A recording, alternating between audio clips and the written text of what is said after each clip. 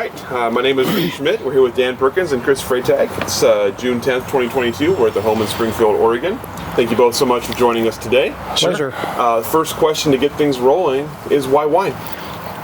That's I watched a couple interviews in why wine, and because it's fun. we love wine. We always have the science behind it, the atmosphere around it. I'm kind of a sciencey guy. I have a minor degree in science, and so just the whole idea of wine interests me. It always has.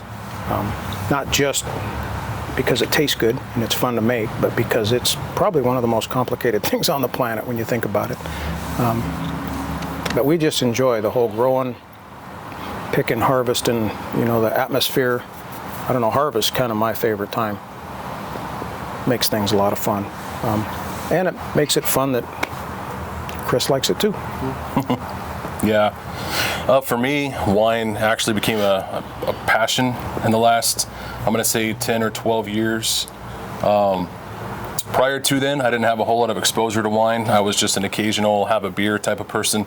And some good friends of ours one weekend had suggested, hey, I got this Groupon for going wine tasting down in the Umpqua Valley, so around Roseburg. And so we did that, and it was kind of an eye-opening experience. Started getting more into wines. We went to a lot of boutique wineries where it was the small ma and pa shops. Really got into wine. And from there on out, it was just, we kept going back to the area. Kept going down back to Umpqua because they had such a diverse range of wines. And the more that I was trying the wines, the more I became fascinated with wine production. And then talking with some of the owners, supporting those owners, supporting wine clubs. And then that just led to getting to work with them on some of those production days. Everything from, maybe around harvest time, some of that work, and then going into even bottling wine. And it just became something that grew into a passion, and wanted to explore that for myself. Chris and I took a trip up to Deckelman's place. Yeah, Impetus Ridge. Impetus Ridge Winery. And he took us on a big tour out in the winery. And the more I looked at it, and the way he had things, trimmed and lined up, wineries are beautiful. Vineyards are beautiful. So I thought, we can do that. So, and I've enjoyed just the whole thought of a vineyard, 25, 30 years, just wanting to do that. I'm linear and neat and tidy, and so that's what, one of the things that interested me. Besides the fact that you can plant a stick and get grapes off of it, that's pretty amazing. Which we did, and we have, the small vineyard up the river here, and it's extremely satisfying to put a lot of work into a vineyard, but then to make something that somebody can drink and go, that's really good. I mean, there's a lot of satisfaction in that. So, for sure. Yeah, we both enjoy that because we do that. We'll do tastings. Somebody will taste it, and we're both like, he's either going to like it or pass out. I'm not sure. So,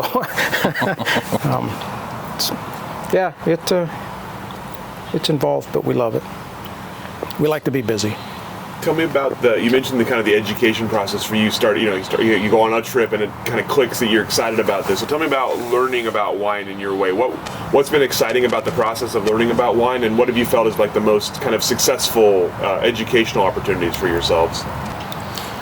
For me, it was constantly going to a variety of tasting rooms, visiting some of those same tasting rooms over time, getting acquainted with the different wines, and so it really just came down to asking questions. Oftentimes when you go into these tasting rooms that are boutique in nature especially, the winemaker and owner would be pouring for you. And so asking questions about everything from how does this grape grow? How do you treat this grape out in the vineyard? Because it was fascinating to me. You can get such a diverse range of tastes, colors, on these wines, and it's all from something you just plant into the ground. So it really began with asking questions, and then when supporting wine clubs or just going back and visiting these places and developing relationships with these owners, it'd come out like, oh, we're working on this project. We got harvest time coming up, or we got bottling coming up. And so it opened those doors to go and engage in some of those activities and then learn as you're going through those processes. Before Chris and I decided to jump in with both feet, I thought, well, I'll try my hand at a few kits, wine kits, So sent and got a few kits, and you kind of understand the process on a minuscule scale, that you got to have all these different products. They have to go on an order, So it's you have to be meticulous, and I think that's why Chris and I haven't had any failures yet. But making kits and having them turn out for as good as the kit can turn out, let us know that the process, can be expanded. And then, having been at numerous wineries and vineyards, we just kind of looked at each other one day and, we're like, we can do this. we can do this. And so the first year we started, we made 6 bottles. Yeah. 6 full bottles. Boy, I tell you, it was an education, because we planted the grapes and we grew the grapes and we harvested the grapes. We processed all of those things, and we're like, okay, we got to go a few more bottles than this. So, we just started stepping up, and the educational process is big, because it's storage, it's processing, it's transportation, it's, there's a lot to it. And so I think we worked into it gradual enough that there was no huge steps. Last year was a big step, because we went from like 350 gallons or 350 pounds to 11 or 12,000 pounds. So that was a big step, but we handled it between the two of us. I think we got a grip on this. So I think we'll see. I think the educational process really took off when we did plant a small vineyard. Mm-hmm. Yeah. Because at that point, and that was back in 2015, because there was, if you will, your canvas to start making your wine with. And because of a lot of the relationships that have been developed with winemakers and wineries down in Roseburg, and by this point now, 2015, had made some acquaintances and friendships up even in the Willamette Valley and the Columbia Valley, we were doing our best to work with the vineyard, and we started, the grape that we planted was Maréchal Foch, which I know is one it's less common to find in a single varietal, but here in Oregon, a lot of winemakers will use it in blends for some added color, maybe put a little fruit kick on the end of a wine. But it's funny, because we were told by a fellow winemaker that you basically have to burn this grape down to mess it up. And so we thought, well, okay, that's great. And I was like, yay! So we're not having to spray and look out for mildews or things such as Pinot Noir would be susceptible to. So we have this grape that gave us a place to start with. And then some of the winemakers, when it was getting ready for us to harvest, were really helpful and encouraging. In fact, there was one winemaker that I've been friends with for a while in Roseburg.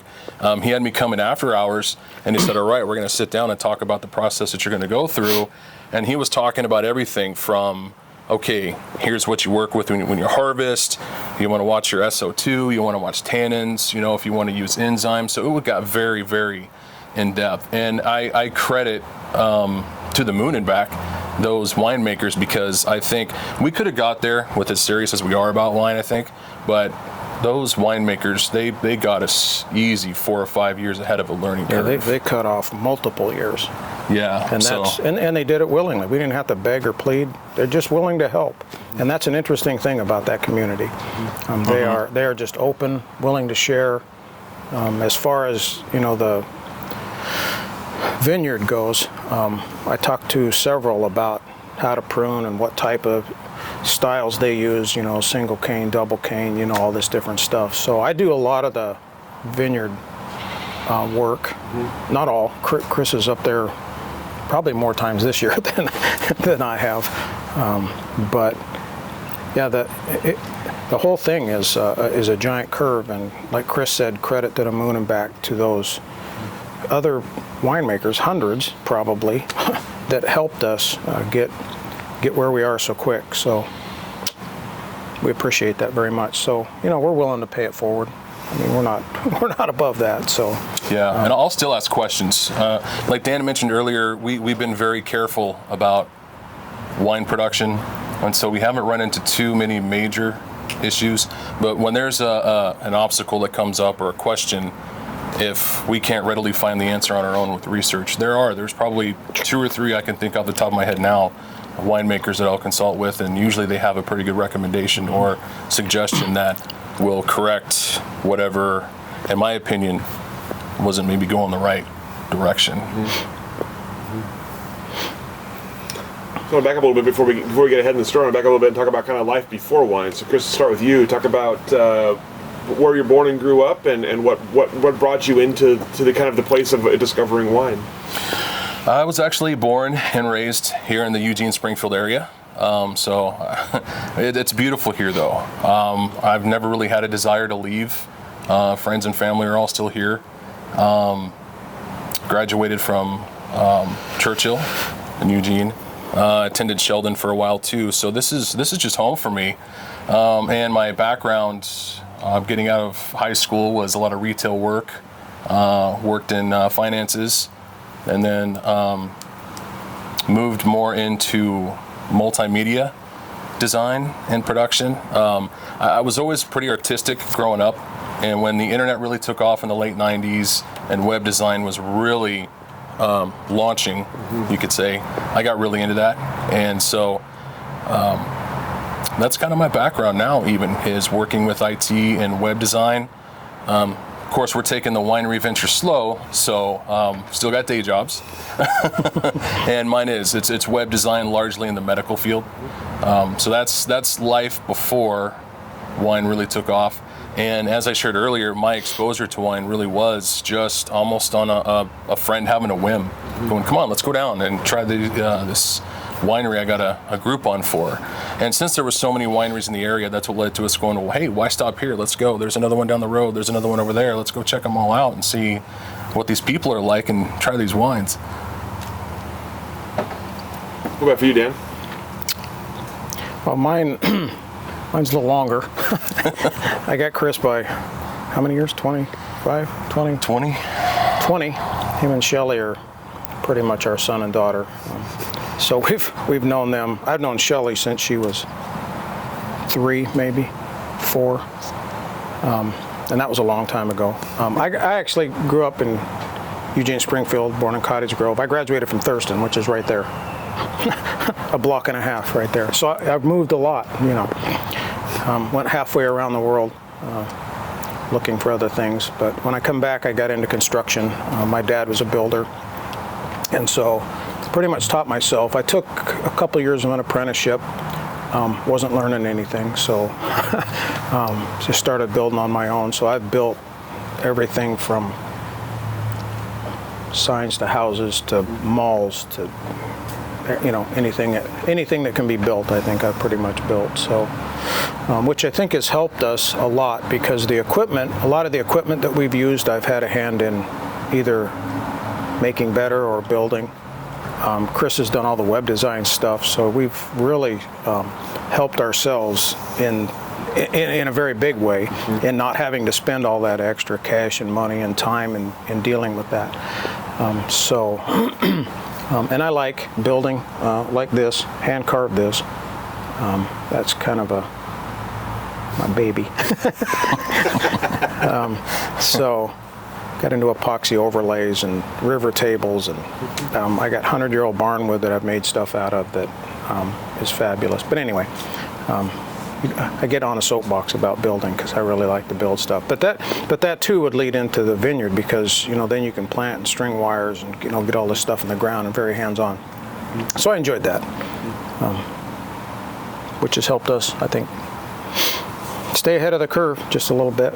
Yeah. So, and as far as wine goes, like Chris, I'd have the occasional beer, and then I have no idea when wine started, 25 or 30 years ago. Wine in a box. I don't know if you can leave that in the interview or not. Hang on.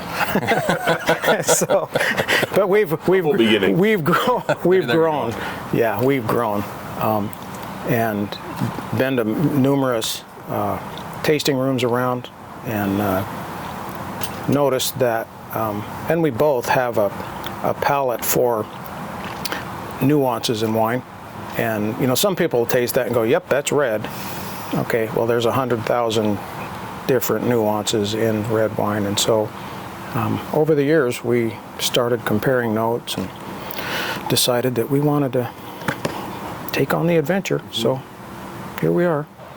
So take me through that process of going from appreciating wine and kind of helping out other people to actually wanting to do your own thing. What was you mentioned the 6 bottles you made together. What was the impetus to start making wine? So that was 15 when we planted. Yeah. So about it was maybe 13 or 14.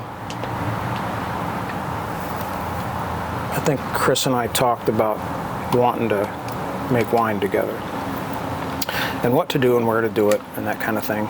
And he had met Chris Deckelman up there, and so we asked him. He's in Vitus Ridge, and we just asked him if there was some place we could get starts. Yeah. And he said, well, I have 100,000, you know, yeah. sitting out in these giant rooting tanks. And so I said, well, you know, can we get some? And so went up and got 100.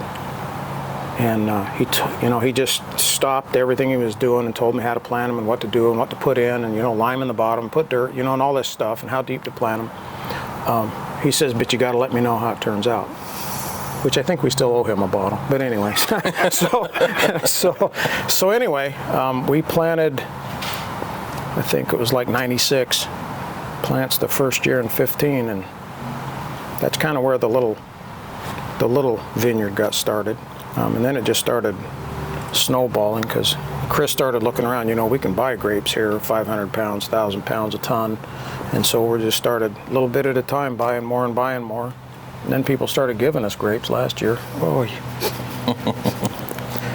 like 3,000 pounds. So our production went up just a little bit last year, but that kind of got us where we are. Started buying containers and processing equipment and asking more questions, talking to winemakers. Yeah. Everywhere we go, we talk to winemakers just to try to get, you know, the little tidbit that can help. So. And I got to the point of enjoying making a day of visiting tasting rooms. Got into wine so much, wanted to explore as much as I could, because one of the beautiful things about Oregon is that there's a spirit of exploration. Everyone's not afraid to try something new, something different, and everyone's got their own style. I mean, we're in Oregon, so Pinot Noir, for example, the flagship, of course, there's folks that do it in so many different styles, so many different ways, and they all have something different and unique to them. They're all really, really good. Mm-hmm. And so I would make it a point to visit a few tasting rooms in a day, and it got to the point where those occasions were almost like a day off. You got your friends, your family, you're drinking wine, you're talking about wine, you're talking about working with the earth and the planet, and it just became an overall experience to me. And I think that was a big part of what drove me to the point of going, okay, I really want to try to make some wine as well, because that experience had made me feel like I wanted to give other people that experience. And a big motivator for us in taking this leap too was the fact that in our location here around the McKenzie River area in Oregon, you don't really have a lot of wine options. Of course, you can run down to the local store and you'll have some pretty good wines you can get off the store shelf, but in terms of a boutique winery experience, there's not really an option out here. And so that too was a motivator in going, well, hey, maybe we could give this a shot and see how it goes. And as Dan mentioned, that's what led to planting the small vineyard. And the small amount, the 6 bottles, was because we planted in 15, and it's kind of was kind of said and known that, hey, you got to wait a good 4 or 5 years for the vineyard to produce a decent amount of yield, so you can make a substantial amount of wine. But there's nothing wrong, and hey, by year 3 we had some grapes growing, and because we were so much into we want to get the education and learn how to do this, let's work with the grapes. Why let these clusters grow that look good and let them just fall off the vine and, you know, go to waste, basically. So Can't even think about that. So yeah, the wine turned out okay. You could tell it was definitely a young vineyard, but you know what? It felt like a success because we went through the process, start to finish, and made wine that didn't want to dump out. Yeah, it was drinkable. Yay! Nobody went blind. Nobody went blind. No No, corks yeah. popped. Didn't turn into vinegar. I mean, it was decent wine. What were your biggest takeaways from the experience of making wine the first time? Oh boy, I would say the first time was just a feeling of, okay, wow, made it through, start to finish. We harvested the fruit. We worked with the fruit. Man, do we have a lot to learn. Yeah, there was that too. Take away how much you really have to learn about it, but and we were realistic going in. We Yeah. thought let's have a good harvest. Let's pay attention to when the grapes are ready to be picked, and we were successful in that regard. We had a successful fermentation, which just the science behind a healthy fermentation alone is pretty interesting. It can kind of be its own animal. So getting through just even the basics, successful fermentation, malolactic fermentation, and then it aging, we're trying it, nothing's going wrong. It's getting better as it should. I say that what I took away from it was these small victories that motivated me to then continue going with the next vintage. And yes, asking more questions based on that experience. So Well, and we've always okay, let's play with this a little bit to see what it'll do. Do something different in the vineyard. Every year I trim something just a little different because there's several ways that you can grow grapes. Even this year I've got an entire row that I'm going to do completely different just to see what's what, because we went to Jack's place up in Rickreall, and so that's the style of canes that he has up there. I'm going to try up here in a row this year just to see if it's different. So we're always willing to experiment. We'll take a little bit of a certain grape, try something different. One of the things that we like to do is minimum of 2 kinds of yeasts. I think this year we have one with 4. yeah, Or will have once it's all blended. So I don't know how many winemakers do that. They kind of like a yeast and that's what they want to use. We've played with different things. We found a few things that we like, especially with Marichal Foch, and we keep doing that. But there's so much to learn, so much to do, so many ways to go in this that it's exciting. It's very exciting. I mean, there's a lot of ways to go and still end up with a very good product, and so that's what we keep doing. I wouldn't call us envelope pushers, but we'll lean on it just a little bit from time to time. So When it came to the vineyard, since that was kind of the first big step you took, what was the biggest? What was the biggest learning curve there? When it came to plant a vineyard, what did you not know that you had to kind of figure out along the way? you got to get rid of all that grass. we have a friend of ours up to McKenzie. He's like, man, just take a spot of that and plant some. Great. So we just went and drilled holes, put our stuff in, left all the grass and natural, because we don't want to destroy things. We want it to be all natural. Well, a couple Sundays I went up there with a weed eater and stuff was just overgrown. So since then I've learned that vintners go in and they'll take all that weed and stuff out of there, leave the topsoil, but get rid of all of that undergrowth, because it pulls nutrients, gets in the way, draws in pests and bugs and creatures. And so probably for me in the vineyard, that's the biggest thing. Take care of that first. Then it's low maintenance and you don't have to go up there and spend 3.5 hours on a weed eater. Lesson learned. yeah. Well, we keep learning lessons too. Well, so that's okay. It's an adventure. it's an adventure. I think for me it was pretty straightforward when it came to planting the vineyard. I think where it became a little tricky for me and I had some learning curves was once you get into the heart of the summer season, it's in our opinion, we feel it's a good practice, and a lot of vineyards do this, to go in and do some de-leafing.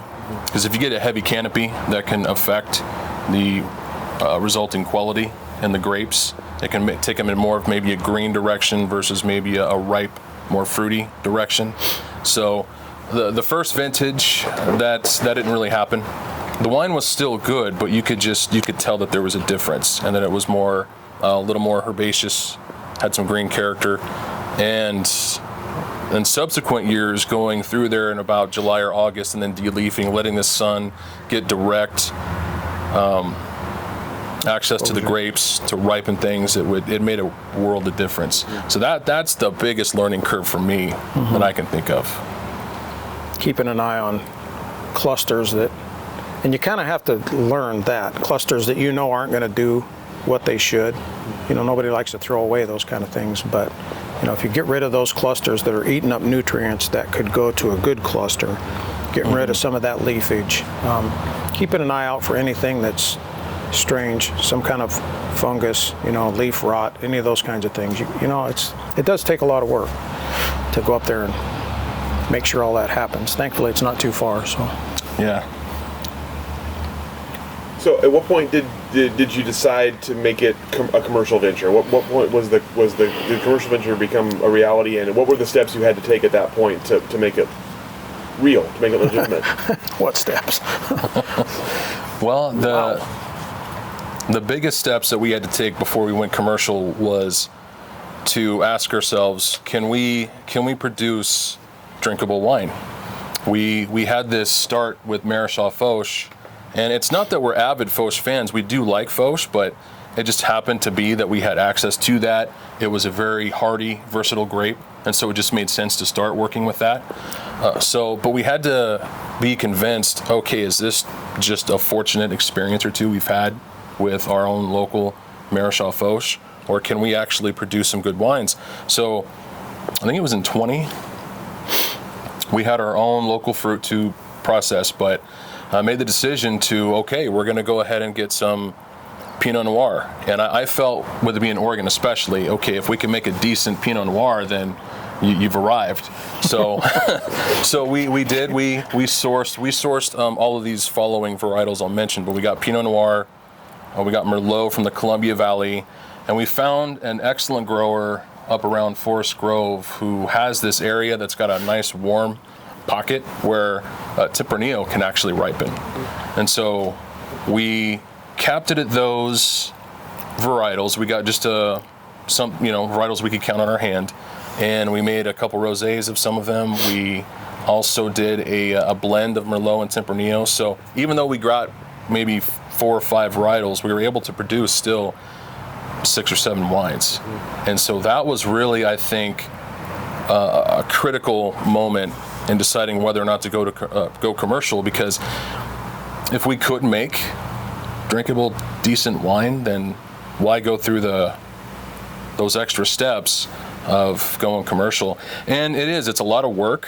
Fortunately, we've been wise about financial decisions, and we've had a lot of really nice boutique wineries that mentioned to us, you can do this without going into debt. It'll be a slow burn, which I expected anyway, but you can take those baby steps. You don't have to right away go out and get a $1 million tasting room. So we decided, okay, what steps do we want to take? We started taking those steps, and then the whirlwind of getting licensed with the TTB and OLCC. They're very helpful. I think those organizations are great. The tricky part was doing this during COVID, however. So we did have delays in how quickly they could process our license and all of those formal things. But those were the next steps. And so we started jumping in, and we just kept, okay, here comes the next vintage. What varietals are we going to work with this next vintage? And so here we are. The ball just keeps on rolling. We're set up. We are commercial. Our first commercial wines went on sale just earlier this year. Had a white wine, multiple rosés, and later this year we'll be releasing some Pinot Noir and Barbera, and a few others. We got a few things up our sleeves. So that's kind of it, I guess, in a nutshell there, how we made those decisions and going commercial. Last July we were legal, and it's interesting that it's kind of you took this step, and then they're like, okay, now you got to do this step. Okay, so then you send in that application and that fee, of course, which all have to happen, but it was all legal last July. So, yeah, we're excited to have stuff on the market for sale. We'll see how it goes from here. Chris is doing a lot of things online. Might have to get an airplane and drop some flyers. I don't know. But, yeah, and we're going to start looking at farmers markets, wine events around the area. It looks like that we have a concert coming up as well at the end of the month that we're aiming to pour wines at, that we've been invited to. So there's opportunities and there's coals in the fire, and I think that's one thing that I would also want, not that I'm jumping ahead here, but I would want wine lovers or people who are thinking about doing this to take away is that you can do it. Yes, it helps if you've got a ton of money in the bank, but if you don't, if you got a passion for it and you want to work hard, it's possible. You don't have to go into debt doing it. It's a little bit slower, but in the Oregon wine industry, the community, the winemakers, winery owners, incredibly helpful. So I can't think of a better place for someone to dive into this, and if they wanted to go commercial like we did. A lot of work, but we've had such a lot of good help and good people helping us. So yeah, we got a lot of friends that enjoy wine, so they don't mind coming and helping, bottling, that kind of stuff. Yeah, or harvest. We pay them, And most jobs you can't drink on the job. Product development, you gotta make sure things are happening correctly. So someone's got to test it. Yes, it's a tough job, but research. That's what it's called. Research, yeah. Just umbrella the research. That's it. So what's been the biggest for you? You mentioned how much more wine you're making, how much more you made last year. What's been the biggest sort of development for you in terms of the making, the cellar work? How has your sort of style evolved, and how do you feel about sort of how things go in the cellar for you now? There's good days and bad days. Fortunately, no real bad days, but the style has pretty much remained the same. We try to remain as hands-off as possible. We don't intervene too much with the wines. We try to be as minimal as possible. There's certain things you have to do, otherwise, legally you can't sell it, and it will just go south. So there's certain things you have to do, but I think minimal and the whole 2 or 3 yeast things, we've tried to stay, as close to that as we can. So Chris does most of the cellar work, but he doesn't work all night. So what we're doing is working. Yeah, and fortunately we haven't really encountered any major problems. We've had maybe a few issues with some hydrogen sulfide that's crept in before, but again, this is where I mentioned earlier, having those 2 or 3 winemakers that I keep in contact with, and then asking them questions when I feel there's an issue. They're very quick to help, offer suggestions, and ask me questions to try to get to know the condition of the wine. So a lot of help, but again, not having experienced too many problems. I think we're pretty fortunate in that regard so far. It's really just a matter of cellar season, the work, checking things in the wine, tasting the wine, checking free SO2 levels. Is this wine protected as it should be for the next 5, 6, 7 weeks, that it's going to just remain undisturbed? Has malolactic fermentation successfully finished? Is that tasting the way that it should? Making decisions on oak too. Do we want to keep this aging on oak longer? Do we want to take it off maybe a little bit sooner because we want to have a more fruit forward expression in the wine? So there's a lot of decision making in that regard, but for me, I got to say I like it. It's a lot of fun. That's, if I had to pick, I like harvest time a lot too, but cellar season is when the wine, I think, starts kind of working for you. When the grapes are ripe, they're ripe. We got to go get them. Yeah. We're working for the grape, but cellar season, that personality, that wine's coming around, and it feels good. When you sip that, you taste that, and it's coming along the way you want it to. Of course, we can't force it. The grape is what the grape's going to be. But having that moment and that satisfaction of going, okay, yeah, this Pinot Noir is tasting wonderful. It's tasting like a classic Oregon Pinot with some red berries, or this Barbera, because I'm a big fan of Barbera and Italian style wines. And this past vintage 21, we worked with it for the first time, and every time I'd taste it in the cellar, I'd see how it was cleaning up with our rackings, and it just clarifying wonderfully. It felt really, really good to see that there's success there. And being so close, which is nice. Chris will say he's testing, and we bought enough equipment that we can test acid-base balances. We can check SO2. We don't have a laboratory, but we have enough equipment that we can monitor and track, what's going on inside there. And if there's ever a little nudging that needs to be done, Chris will go over and he'll say, stick your nose in that. And I don't know if you know what hydrogen sulfide gas is, but it smells a whole lot like rotten eggs. So he's like, smell it and tell me what that is. And so I did. Big old whiff. I'm like, holy cow, that was terrible, Chris. He kind of laughed. He goes, stinks, don't it? So, we had a little problem. But you nudge something, you make a phone call or two, you read.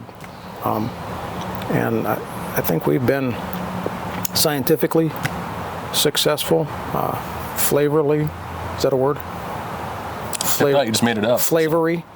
The flavors have turned out really well. That Barbera he's talking about, not everybody can get that, and we were very glad to get that last year, and it's turning out to be like the rock star of what we're doing. We've Shelley does some natural fermentation, and so she's taken a part of that, and we just kind of let her run with it. It's like, okay, we got our hands full, so you just do what you do. And it's turned out fantastic. So we do have some that's natural fermentation, which is very nice. We call it our Sasquatch line. Yeah. Because Sasquatch is big up here. Every place you go, there's a Sasquatch. So fitting for the McKenzie River. Yeah, it's very fitting for up here. But that's turned out fantastic, which is a whole different realm because you're really not doing too much. You do a little tasting and testing, and sometimes things need to be racked or splash racked or different things, but it all seems to be turning out well, and we're tickled to be a part of such a big community that gets to make a very nice product that people like. It's kind of like an ice cream shop. How many mean people and mad people are in an ice cream shop? You go tasting winery, there's not too many mean and nasty people, so it's a nice community to be a part of. So some interesting timing. You mentioned kind of deciding during the pandemic to go commercial. I'm curious, obviously extra challenges. Was there any hesitation because of the timing of it, or did you feel pretty confident about making it work despite everything else that was going on? I don't think we had any hesitation. No, I felt pretty confident. The day job was it still is in largely the medical field. So kept really busy during COVID because, as everyone knows, a lot of medical institutions were communicating with patients through websites. Telehealth became a big deal. So we were able to continue moving forward, I think, from a financial standpoint and trying to gradually grow a little bit more. But with needing to avoid close association with people, well, it just meant there was more time to go spend in the vineyard where you can be spaced out and do some work out there. And I think it ended up slightly working out into our favor because we, in 2020, met some wonderful growers that we still have relationships with today all over Oregon. And for those folks, and in some instances, it was a struggle to keep those contracts because COVID did impact wineries, as you know, in a big way. And so there were some wineries that they couldn't follow through with maybe all that they wanted for that year. So we had lined up with some growers already and got some orders in. And so we had what we committed to ready to go. I'm a stickler about that. I plan way ahead. We lock in contracts. But even up till, I remember the day harvesting Merlot up just outside the Dalles, and the grower was saying, well, hey, if you wanted some Barbera even this year, because he had told me I had to wait till the next year, I think we can do that, because there's some wineries that aren't going to be able to fulfill these commitments. So again, if anything, and I feel bad at how it may have impacted some, but for us, and I know it sounds kind of funny saying it, I think that actually in some ways worked into our favor in moving ahead with wine production and expanding. So I'm curious, you mentioned your first wines just came out, just on the market recently. What was the experience like for you having your own wine, your own commercial wine out for sale, and what was it like sort of taking it to market for the first time? Very nervous. Very nervous. Mm-hmm. It's like, yeah, because we don't really know. I'm not a marketer. I'm not a salesman. But I just started talking to people like a little store in Junction City. I'm like, we're going to have some commercial wines in a year, and went through the story, and they're like, well, bring us some. Maybe we can put it up here on a shelf. And it seems like everywhere you go, they're like, oh, let us try some. I just recently talked to the owner of Saginaw, and he's like, so do you want to sell your wines to us? I'm like, well, we don't make that much, but thank you very much for the offer. I'll keep that in mind. So I think my trepidation was thinking I'm going to have to be a salesman, and you don't really. You just tell people that you make wine, and if they're a wine drinker, they're like, well, I'll try it. Because Chris talked earlier about people wanting to explore. There's so much to explore in this part of the world. It's wine-wise, it's kind of mind-numbing. If you look for the blue signs, everywhere you go, sometimes you go and there's 8, 10, 12 signs on a post. It's like, well, we could spend a week down there just doing that, and that's the way it is all over the country, or this part of the country. So yeah, it was a little nerve-wracking, and not having a shop to put stuff in for people to go to is still a little unnerving for me, because we have to do most of our stuff online, word of mouth. But we started selling a few. Obviously not as much as we'd like, but you got to start somewhere. So we've been willing to put the work into whatever it's taken this far. And we've already started exploring. We got an event the end of the month. We're looking into other places that we can go to get, the wine out there. So it'll happen. Mm-hmm. We're patient and determined. Yeah. So it'll happen. And having frequented so many tasting rooms myself, and being the wine consumer, being on the other side of it, that made me confident in being able to sell wine, because there's a lot of folks that just really enjoy wine in Oregon. They enjoy good wine. And so I know that the wine will get out there. I think what makes me nervous is just, okay, here you go. You put all this time and effort into it, and you've crafted something that you feel is enjoyable, and that we have got a lot of positive feedback, but I've always got that nervous part of me that's going, okay, so what is this wine drinker going to think when they taste your product? So that's been the area that's been, a little anxiety inducing. See, and I've tried to calm him down about that. I'm like, people are going to like what they like and not like what they don't like, and there's going to be people out there that like this wine.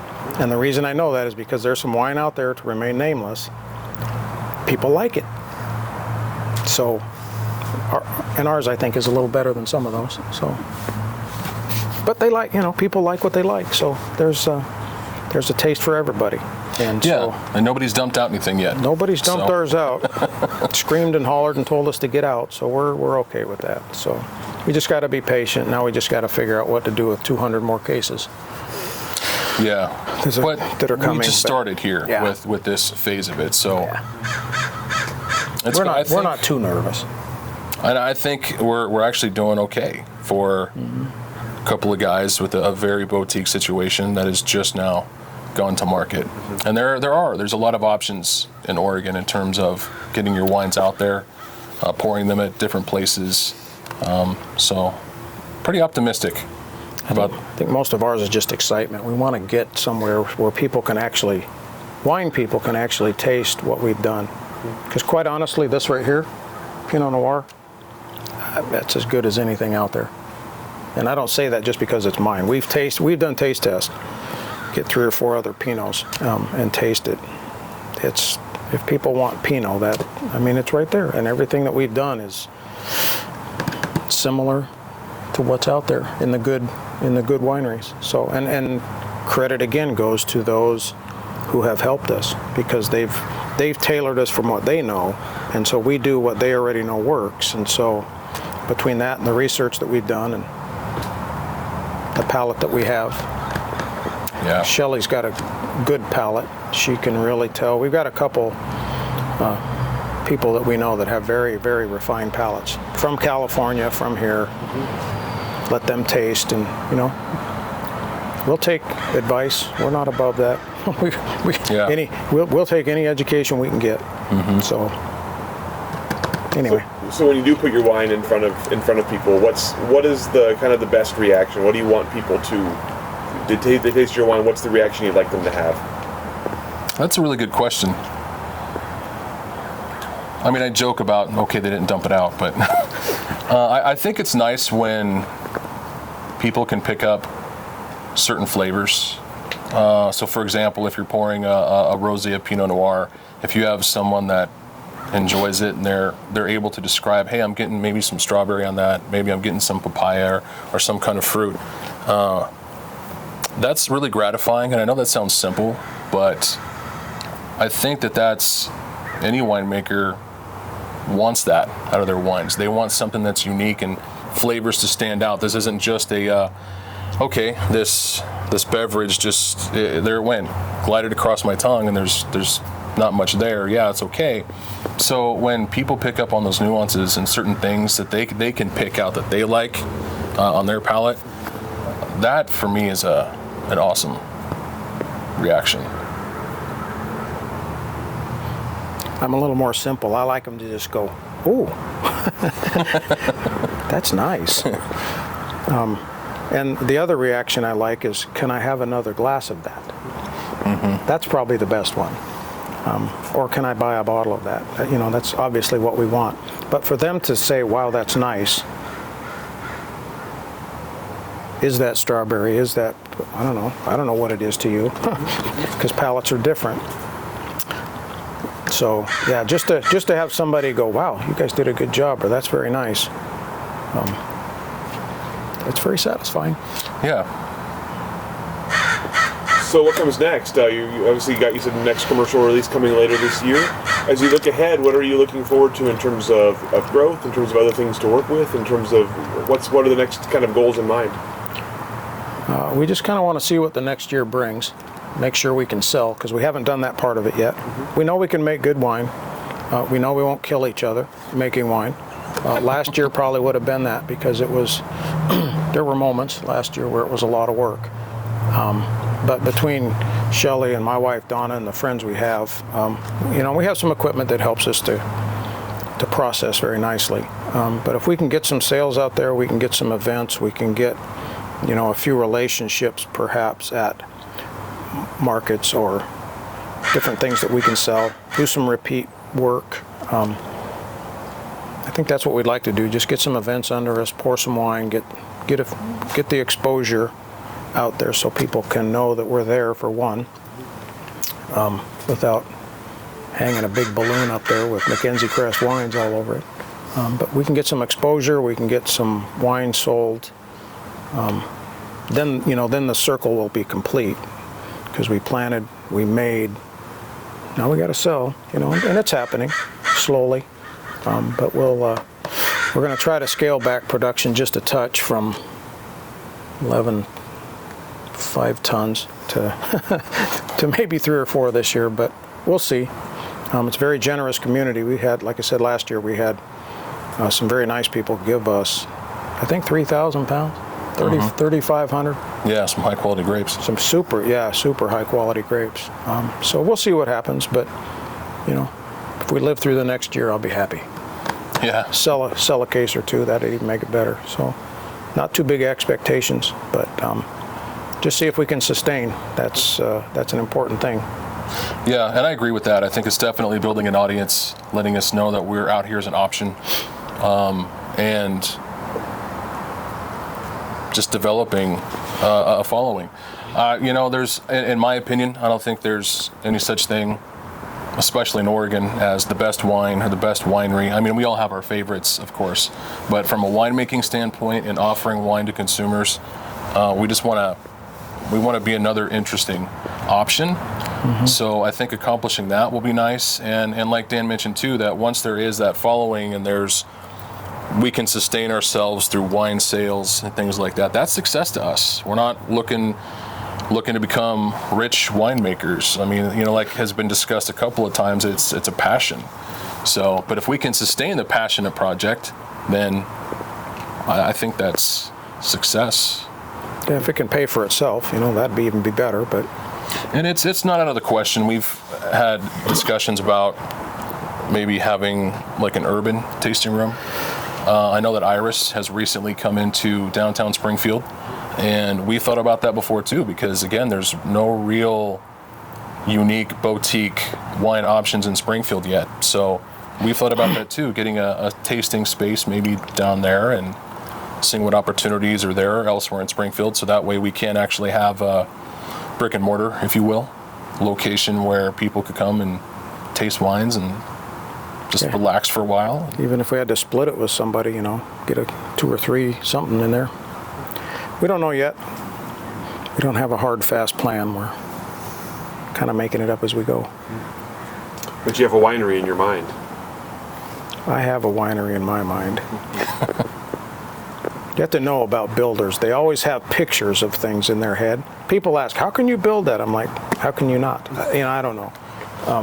I just see things. And the winery in my mind is not big, but very nice. Today it's more expensive to build than it was in 2019 because COVID made building materials go completely out of sight. So we'll see what the future brings. But that too, we have to be patient and wait for. Yeah. It's like the watchword of winemakers is patience. Patience. Patience. Yeah. You can't push a grape to do anything. You get ornery with a grape, it'll just quit. Yeah. You get the good days and the bad days. I've said before, man, it's a bummer that wine isn't like, say, beer, and that you can get some turnaround in a few months and go at it again.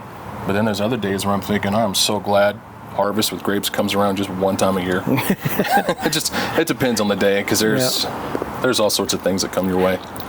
90 degrees, working yourself half to death, trying to keep those grapes in a nice cool spot. You have moments, and then you have benefit. So, and I think the benefits far outweigh the other. Yeah, I think so too. So you both talked about the industry and the help you've received and kind of the guidance you've received. So I'm curious, as you look at the Oregon wine industry, what do you sort of see happening next in Oregon wine? Is that kind of communal spirit here to stay? Is something else coming? And what do you see as you kind of look down the road for the industry? Well, it's that spirit's been here since they started bringing stuff over from France and Germany and stuff. So that's not going anywhere. I see it getting. In just a few years that I've been in it, it's just gotten better and better. I mean, people like the help. And I think you kind of have to be easygoing to get in the whole wine industry. And so I don't see it going anywhere. More broad spectrum. There's been disasters, a lot of fires. We lost an entire crop whenever the holiday farm fire was. I mean, we made the wine, and we tried to save it, and there was no saving it. About made me cry when I had to dump all that out. That was one of the bad days. But with California fires and the devastation to the wine community down there, I mean, there's been, I don't know, dozens. I don't want to say hundreds, but I mean, you probably know more than I, how much devastation there was to that. And that's affected here because a lot of this wine is going there. So that's kind of a loaded question. Where's it going and what's it doing? Because it's pretty much in flux right now. It's a good time for us because there's less wine there, and so more wine here is probably a good thing. Although we haven't seen directly any effect on that yet. But I don't know. Loaded question. I think with Oregon, I think that generous community spirit's definitely going to stay. I can't see it going anywhere. I think it's going to continue, which is a beautiful thing. But I think too with Oregon, I think that winemakers are going to continue that sense of exploration. For instance, I know that there's a lot of wineries that are even right now trying skin contact Pinot Gris. That's just one example. Let's make a red Pinot Gris. So they're trying new things, and I think that's going to make more interesting wine options for consumers, and that's very exciting. And I know too that Oregon is working on exploring with grapes that previously you may have thought, well, you can't do that in Oregon, you can't grow that. Tempranillo is starting to pop up. I know that there's some wineries are wanting to try to come in with some cool climate Syrah. Pinot Gris, it feels like it's common, but that has even been a more recent explosion in this area anyway. So that's a good example of, again, that sense of exploration and trying new things in Oregon. And I think that all equates to just awesome choices for us wine consumers. I think that Oregon's going to, I don't want to say struggle, but they're going to keep trying to deal with the challenge of the rising costs with wine, because we're at a kind of a weird time right now where it seems like the cost of everything is going up. And of course that impacts wine. I mean, we could talk for a whole other interview about just trying to track down glass and clear wine bottles that that you can't find to anywhere. get supplies just to bottle. So we'll still have some of those challenges, I think, but I think Oregon's going to come out the winner of those challenges still, and I see nothing but good things. And it's those things, that spirit, getting into this industry, I want to be a part of that. I want to be a part of those positives.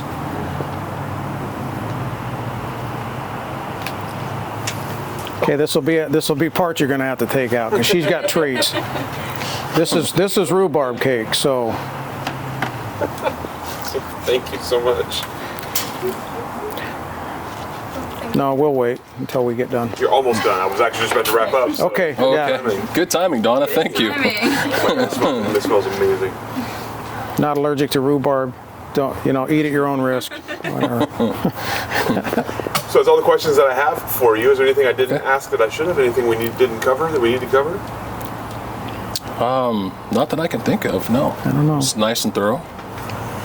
We appreciate you guys coming down as well. Yeah, we appreciate that very much. Yeah. Well, We'll take any advice you have on the wine industry and wine market and that kind of thing, because I mean you get so much exposure to winemakers and what they're doing. If you can nudge a new guy in the right direction. we'll save that for off camera. Yeah, and I think too that's a thank you to you guys and the university, of course, because this is, I think, an awesome endeavor and a project to have this kind of an oral history, video history of wine in Oregon. This is, man, if there was something to put in a time capsule, absolutely. Let's get that archive in there, and so I think this is going to be pretty interesting. I've enjoyed looking at the videos so far, and I'm looking forward to the other stuff that you guys keep putting up. So I've mentioned Chris Deckelman up at Vitus Ridge. The grapes that he gave us, the rooted starts that we purchased, are from grapes that he's had in the ground at that time 35 years. And so they're super well established up there. So we bring them here and plant them up there, and he's like, you're going to have a completely different grape. And at that time I'm like, well, isn't it, Marichal Faux? She's like, yeah, you'll have that, he said. And then, we learned about soil composition and atmosphere and oxygenation and, all these different things that affect a grape. So we have a different grape growing up there out of the same rooted start. However, the nuances of it will be way different. So I think from that point, and he's like, you're going to grow a completely different grape, I had to figure out why, because I'm the science guy. And so, I don't know, I just find it unbelievably fascinating that you can move a grape, I don't know, let's just call it 70 miles, and turns out to be a completely different creature. And that's fascinating to me. The scientist in me really likes that. He wants to get a lab and start tearing that apart. But tasting room first, lab next. So anyway, yeah, I echo Chris. Thank you guys for doing this. I'd like to have the education that you've had talking to different winemakers by the hundreds. Yeah. It's pretty amazing. Well, Yeah. Thank you both so much for that and for the interview and for our delicious dessert here we're about to enjoy. Yeah, Absolutely. We'll go ahead and let you off the hook. Thank you again. All right, you. thanks, guys.